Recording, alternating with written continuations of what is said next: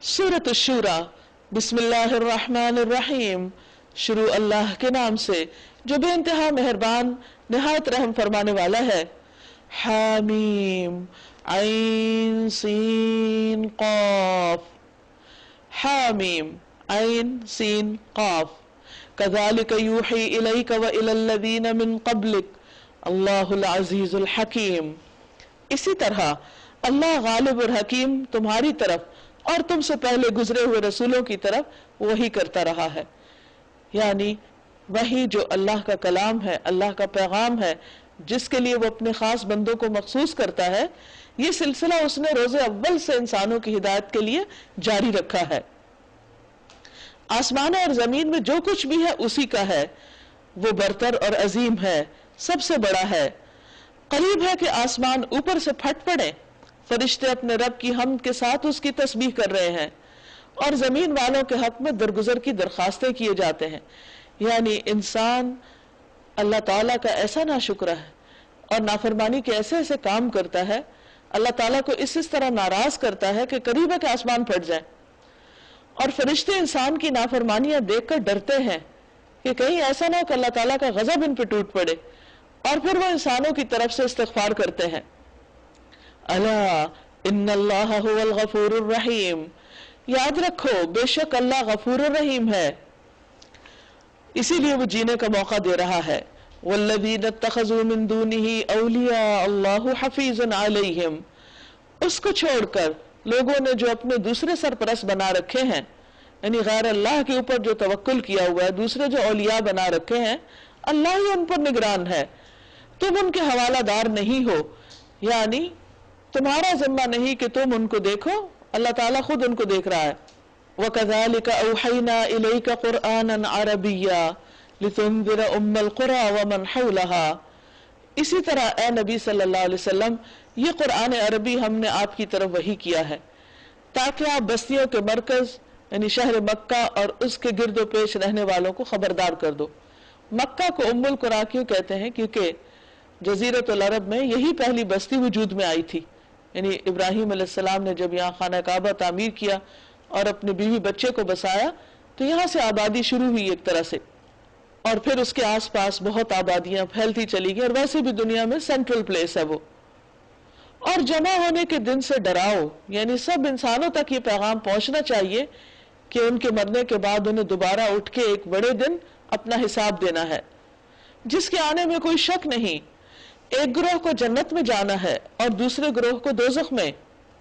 अगर अल्लाह चाहता तो इन सबको एक ही उम्मत बना देता, मगर वो जिसे चाहता है अपनी रहमत में दाखिल करता है। और जालिमों का ना कोई वली है ना कोई मददगार। ऐसे नादान हैं कि उन्होंने उसको छोड़कर दूसरे वली बना रखे हैं, यानी अल्लाह को छोड़कर दूसरे औलिया अल्लाह या दूसरे मददगार, उन पर ज्यादा भरोसा करते हैं। वली तो सिर्फ अल्लाह है, फल्लाहु हुवल वली वहुवा युह्यिल मौता। वही मुर्दों को जिंदा करता है।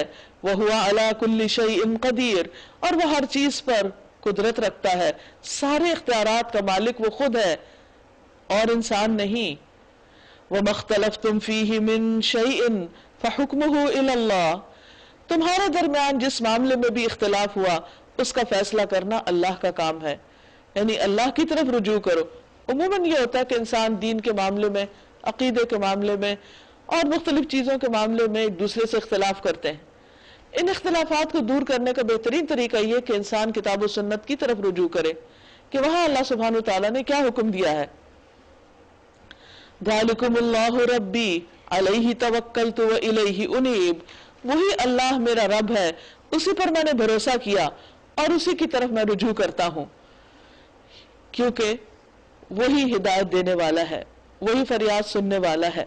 मसलन अगर किसी को ये शक हो कि इलाह एक है या ज्यादा है, तो इसका फैसला कौन करेगा? इसका फैसला अल्लाह की किताब करेगी। और इसमें कोई शक नहीं कि ये किताब 1400 साल से जैसी उतरी वैसी की वैसी आज तक महफूज है। इस जैसी कोई और किताब दुनिया में है ही नहीं कि जिससे इंसान रुजू करके ये मालूम करे कि कौन सा तरीका ठीक है और कौन सा गलत। तो इसलिए यहाँ पर यह बताया जा रहा है कि जब कोई इख्तिलाफ हो लोगों के बीच में, उन्हें चाहिए कि वो अल्लाह की किताब की तरफ रुजू करके वहां से हिदायत लें। فاطر السماوات والارض، آسمان و زمین کا پیدا کرنے والا، جعل لکم من انفسکم ازواجا، اس نے تمہارے لیے تمہارے ہی نفسوں سے تمہاری ہی ذات سے بیویاں پیدا کی، جوڑے پیدا کیے، ومن الانعام ازواجا، اسی طرح جانوروں میں بھی انہی کے جنس سے جوڑے بنائے، اور اس طریقے سے وہ تمہاری نسلیں پھیلاتا ہے۔ کائنات کی کوئی چیز اس جیسی نہیں، اس کے مشابہ نہیں، لیس کمثلہ شیء، یعنی انسان ہو یا جانور ہو یا نباتات ہو، ان کے جوڑے انہی کی جنس کے اندر سے ہیں۔ اللہ سبحانہ وتعالیٰ کا کوئی جوڑا ہے ہی نہیں، اس جیسا کوئی اور ہے ہی نہیں۔ اگر تم کسی انسان کو اس کا بیٹا قرار دیتے ہو یا اس کے برابر، یا کسی پتھر کو یا کسی درخت کو، تو وہ تو اس جیسا نہیں ہے، تو کیسے پھر کوئی اور الہ ہو سکتا ہے؟ تو چونکہ اس جیسا کوئی ہے ہی نہیں، اس لیے کوئی اور معبود ہو ہی نہیں سکتا۔ وَهُوَ السَّمِيعُ الْبَصِيرُ، اور وہ سب کچھ سننے والا دیکھنے والا ہے۔ لَهُ مَقَالِيدُ السَّمَاوَاتِ وَالْأَرْضِ، آسمانوں اور زمین کے خزانوں کی کنجیاں اسی کے پاس ہیں۔ يَبْسُطُ الرِّزْقَ لِمَن يَشَاءُ، جسے چاہتا ہے کھلا رزق دیتا ہے، اور جسے چاہتا ہے نپاتلا دیتا ہے۔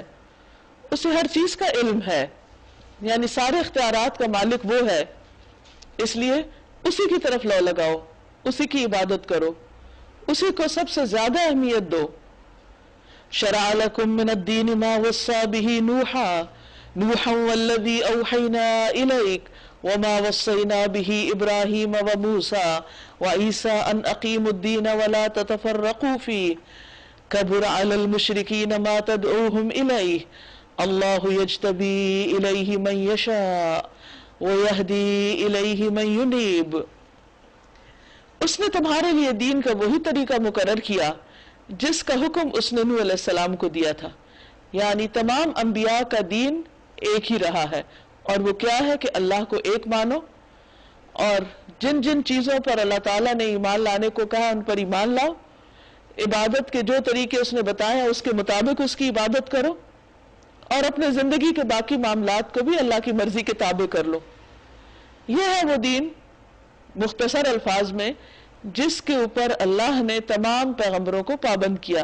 باقی ان کی تفصیلات جو ہیں عام روزمرہ زندگی میں معاملات میں، وہ ہر ایک کی شریعت کچھ نہ کچھ مختلف رہی ہے، لیکن دین سب کا ایک ہی رہا ہے۔ اور جسے اے محمد صلی اللہ علیہ وسلم اب ہم نے تمہاری طرف وحی کے ذریعے بھیجا ہے، اور جس کی ہدایت ہم ابراہیم علیہ السلام، موسیٰ علیہ السلام اور عیسیٰ علیہ السلام کو دے چکے ہیں، اس تاکید کے ساتھ کہ اس دین کو قائم کرو، یعنی اس پر عمل کرو، اور اس میں متفرق نہ ہو جاؤ، یعنی شرک نہ کرو اور آپس میں عبادات اور دیگر معاملات میں تفرقہ بازی کر کے گروہ بندی نہ کرو۔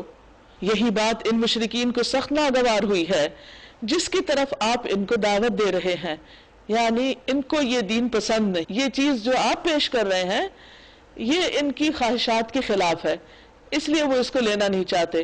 عقائد میں وہ اپنے معبودوں کو پوجنا چاہتے ہیں، اسی طرح عبادات میں وہ اپنے خود ساختہ طریقوں کو اختیار کرنا چاہتے ہیں، معاملات میں بھی اپنے منمانے طریقے اور رسم و رواج کی پابندی کرنا چاہتے ہیں۔